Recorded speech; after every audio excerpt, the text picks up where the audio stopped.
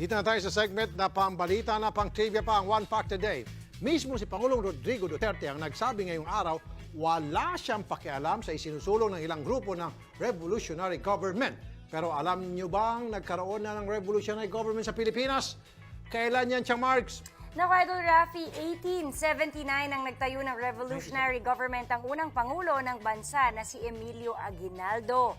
Ayon sa Official Gazette, nag-umpisa ito sa Tejeros Convention na ginawa para pag-ayusin ang dalawang paksyon ng Katipunan. Ang isa, si Aguinaldo habang pinuno, habang naman si Andres Bonifacio naman ang kinikilala ng isa.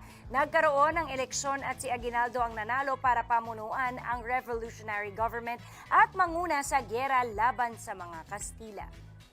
Nang sumali na ang Amerika laban sa mga Espanyol, naulit ang pagbuo ni Aguinaldo ng revolutionary government. Noong 1898 po, yan matapos ideklara ang kasarinlan ng Pilipinas. Yan din ang nagsilbing daan para sa pagtatag ng unang republika ng bansa.